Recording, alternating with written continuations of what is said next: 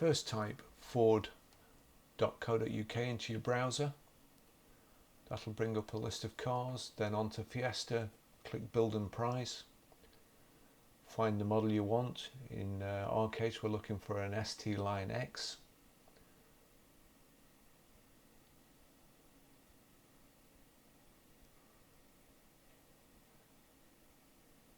Then onto body style, 5-door, then onto drive. Find the engine we want, which is a petrol 1 litre EcoBoost 125 brake horsepower.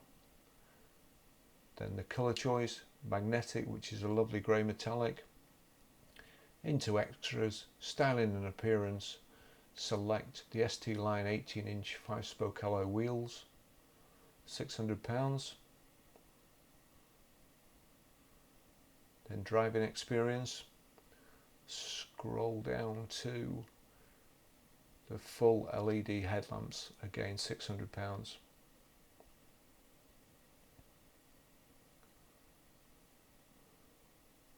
Comfort and convenience, Bang & Olufsen premium audio system, £350. I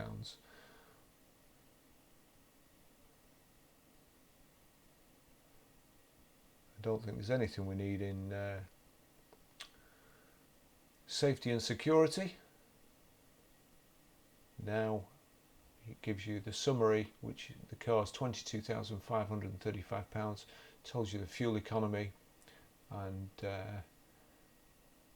if you click on the IP address at the bottom and save it, you can go straight back to that car by just putting that in your browser, and then all we need is to buy online. Click.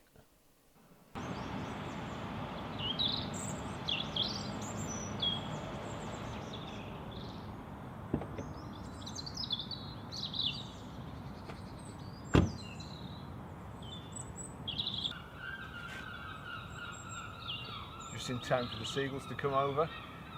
Ford have very kindly lent me this FIESTA ST Line X. It's a 5-door 1 litre EcoBoost with 125 brake horsepower. I'll tell you a little bit more about it as we're going along.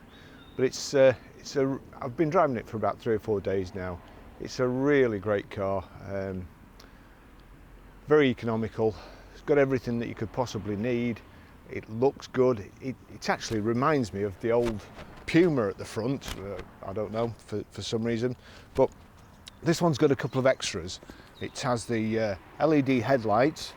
It's got the bigger 18-inch wheels, although they cost £600. They look fantastic, but the other ones look fantastic too. And it does slightly less miles to the gallon with the 18-inch wheels on than it does with the 17s on. So you may want to consider the £600 offset and the extra 1.5 miles to the gallon, something like that, depending on how many miles you do, and of course the extra cost of the lower profile tyres and the bigger tyres. But it looks great, especially in magnetic grey with this dark silver metallic and diamond cut rim there. You've got the ST Line badges on here, black window surrounds, rear privacy glass, the little side skirts there, privacy glass in the back there as well, the tailgate spoiler at the top, electric boot release, rear load cover. Enough I think there's enough luggage space for anybody, but I travel light. A 60/40 split rear seat.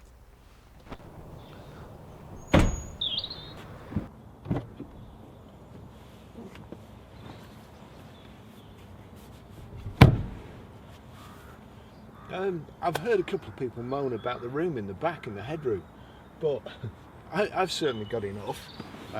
There's enough leg room if you put the seat forward a little bit. That's not where I would normally drive, but if I had the seat back where I would do, then once I'd got in, I'd have enough room.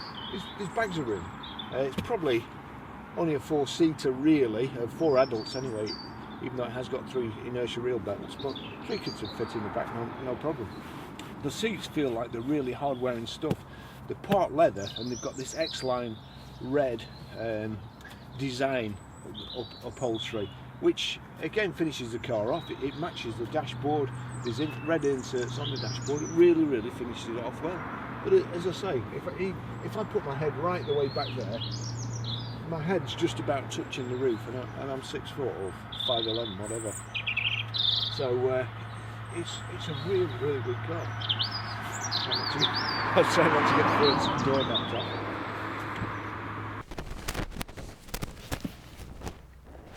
I'll just take you for a ride. It's remote central locking but keyless go. Electric start there. There's actually a key charger down there. Just lay it on the mat and it does the business. Top speed is 121 miles per hour, and 0 to 62 is 10 seconds. I'll just take you a ride in it and try and explain a few things on the way. I'll put the fuel economy, cut it into the video. As I mentioned before, the one with 17-inch wheels, or if you choose the 17-inch wheels, it does slightly more combined miles to the gallon than the one with 18-inch wheels, and the 3-door does slightly more than the 5-door. So if it's economy after you, it's perhaps worth thinking about. The automatic does quite a few less, but you can only get the automatic in the 100 brake horsepower engine. So again, if this is the one you want, then manual 6-speed it is.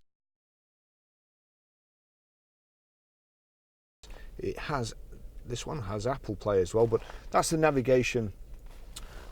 Without connecting your iPhone, you've got audio, you've got hands-free Bluetooth, the phone, navigation, which I'll show you later. It's going to take a whole video, I would imagine, to explain this thing, so I'll do that later, otherwise I'm going to run out of batteries.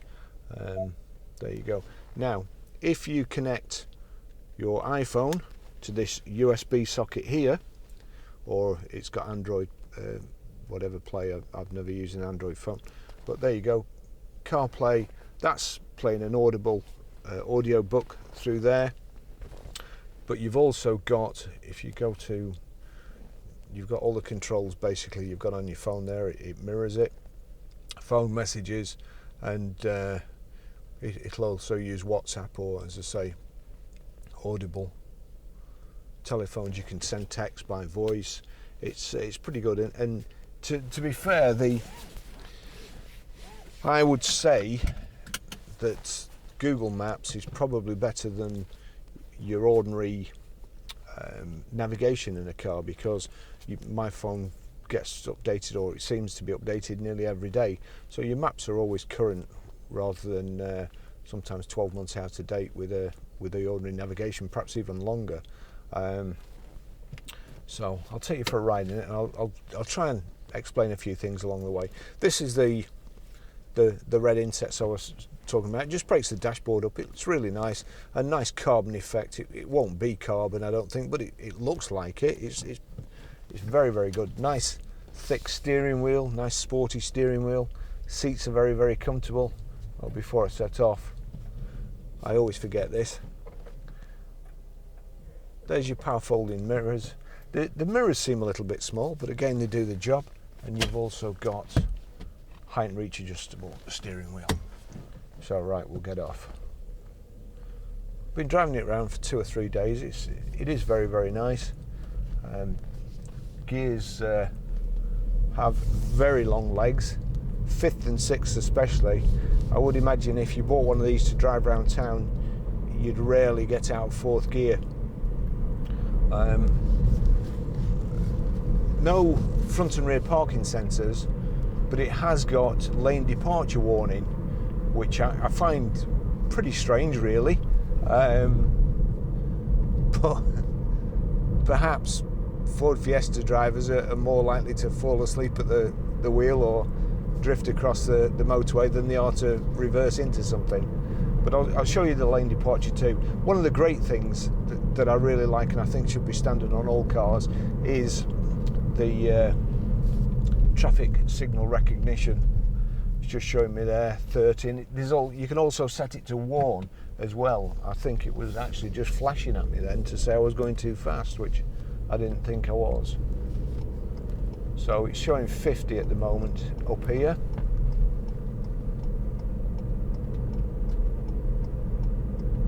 now it's gone to 60 miles. So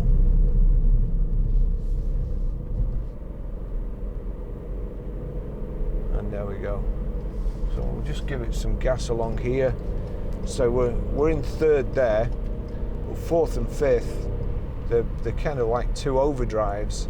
There's very little acceleration in it. I mean, I never speed anyway, so I've only been up 70. Whether you get acceleration from 90 onwards or something, I don't know. But there you go.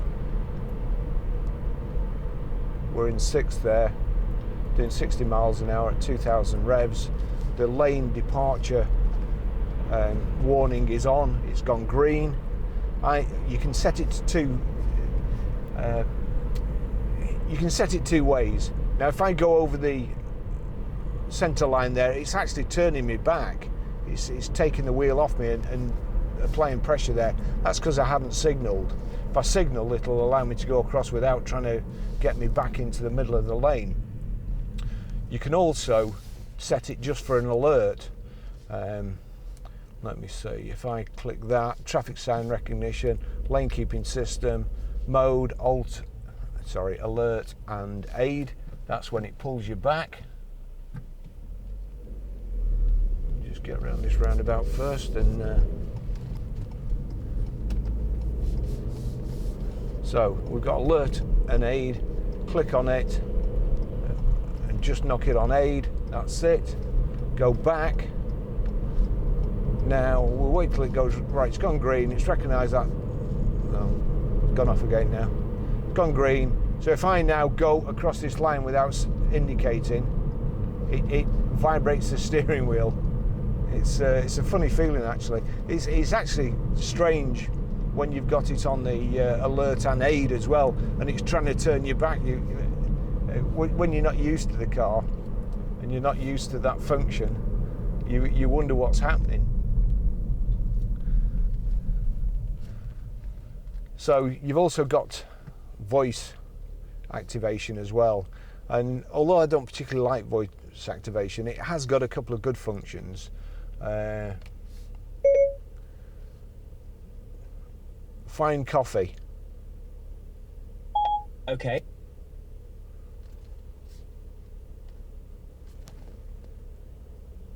Starbucks. And then go. Starting route to Starbucks. So head south on London Way. You can do the same with if you want petrol, and you can also add it in as a stop. If you're en route somewhere, you can just go to the nearest coffee shop, but add it as a stop, and then carry on from there to wherever you were going. That's good. The thing I most like, keep left to merge onto M65 towards M6. And I most struggle with sat navs in different cars, is once I've set the use the left lane to take exit 1 onto M6 towards M58. And if to help me demonstrate, once I've set the sat nav, if I get to a place where I know where I'm going from there on, and it still keeps giving you directions, you then have to mess around with the sat nav and go to different screens to cancel. Take the fourth exit to merge onto M65. The instructions. At the roundabout, take the fourth exit to merge onto M65. Because they become annoying. However, with voice, cancel guidance. All right, done, Barry. There you go. It even knows my name. So you can send text messages. Let's just go to that.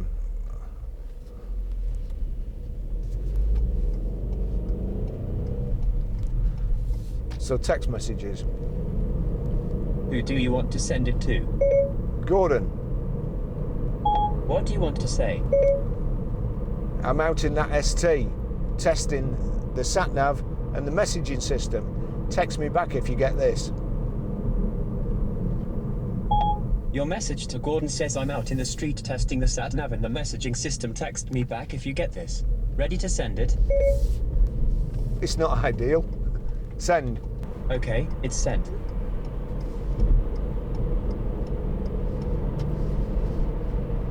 Now, bearing in mind this is a 3-cylinder, 1 litre engine, it's helping me again there steer. And into 6 there, just get to 70.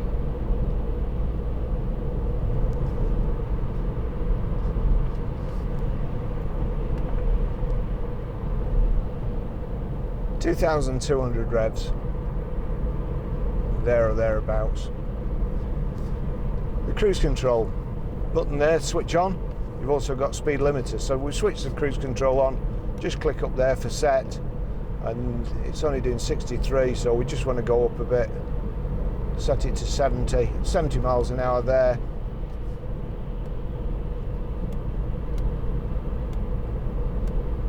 (70 miles an hour), 2,200 revs.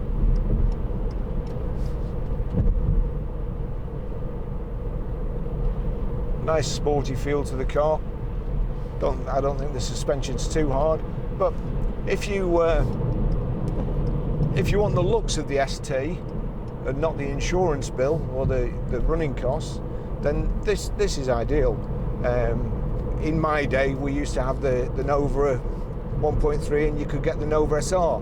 The Nova SR was outsold the Nova 1.3 by, I don't know, 10 to 1 or something at our garage, but they just look that little bit different, that little bit sportier, and it's just like this. But this actually, in this magnetic grey with those wheels, it looks awesome for a little car.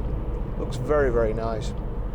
The seats are really comfortable, nice and firm, and it's just well designed all round, really. You've got global locking here, your door mirror switches, the power folding door mirror switch there, which again is good on a little car. You've got electric front windows, but not rear. This one has got the Bang & Olufsen sound system. I think there's 7 speakers and something like 675 watts power. It's fantastic. When I do a test, I'll play some music, but we'll perhaps just play the radio or something.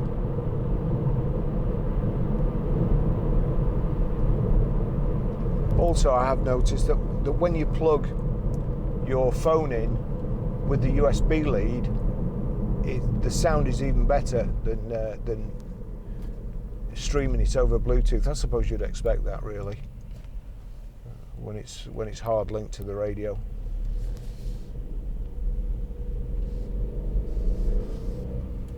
And this is the X line, so it's got a few more extras than just the ST. Sorry, I keep getting mixed up with this.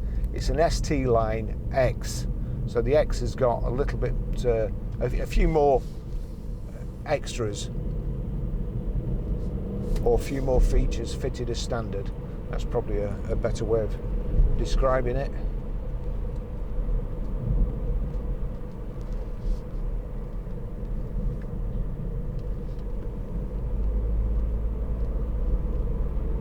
Excellent steering.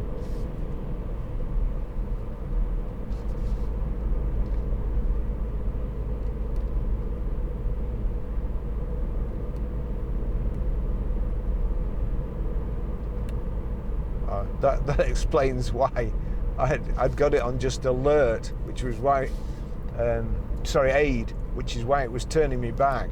But now it's on alert. We'll just go back. Lane keeping system. If I go over this line here, it vibrates the steering wheel.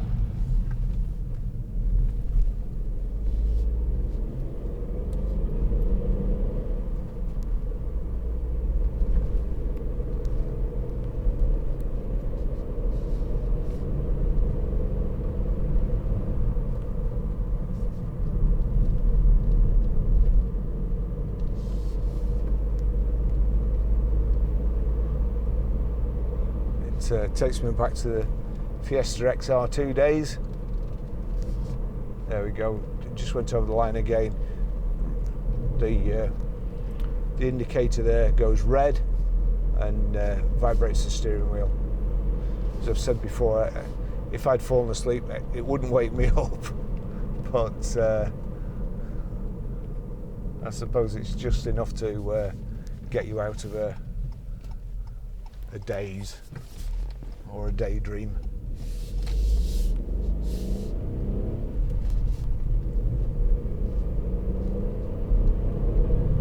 I struggle to get used to the sound of a 3-cylinder. I've always grown up with 4 cylinders, but they certainly seem to have made them very, very economical and fuel efficient, I suppose I should say.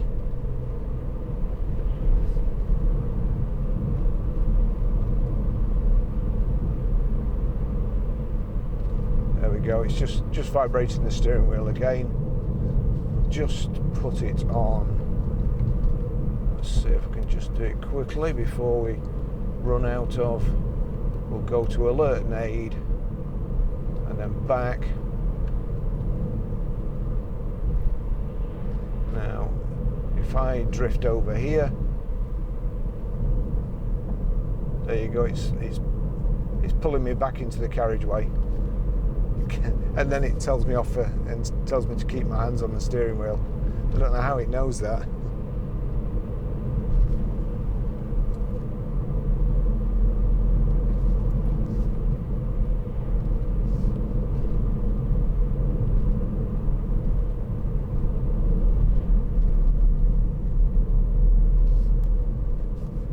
So there's very little acceleration under normal conditions and at normal speeds, certainly in 6th gear. Not too much in 5th. In 4th there's a little bit, but it's obviously geared for economy.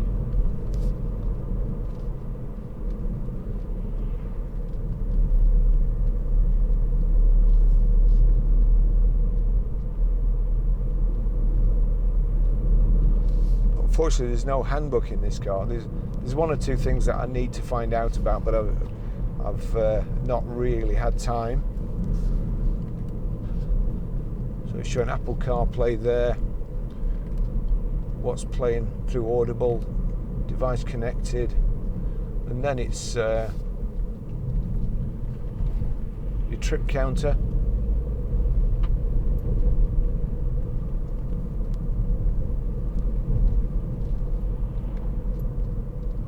Trip counter 1, trip counter 2. Of course, I don't suppose the car's running either, so it's only done 446 miles. One thing I must tell you, which I find fantastic, you can set up a wireless hotspot. I assume you have to subscribe. I think you do, but what I've done is I've linked my phone and the wireless hotspot from my phone to the wireless hotspot of the car, so other people can use the Wi-Fi through my phone. But with the car app, the Ford app, you can see where you've left your car, you can see how much fuel you've got in it, and you can see your tyre pressures. And the thing that amazes me, because I'm always doing it when I take my camera bags out of the boot of the car and I get inside, I can never remember whether I've locked the car or not. I mean, with this you can see, because if it is locked, if I look out the window, I can see the wing mirrors are folded in, which indicates it's locked. But it's parked slightly too far away for the remote control to reach. However, from the app on my mobile phone, I can lock it or unlock it, which I find incredible. For instance, the other thing, I'm always going home with keys in my pocket from the garage. Forget to empty my pockets at night. So, for instance, if I take the keys home for this, I can open it up for somebody when I'm at home, because they can't drive off in it. But if they needed anything out of it, and it's just, I think that's pretty good.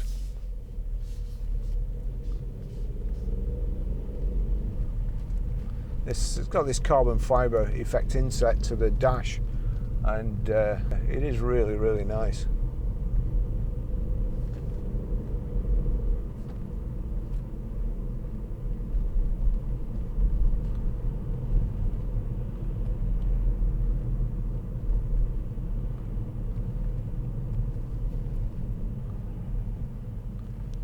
The Fiesta's been going 43, 45 years.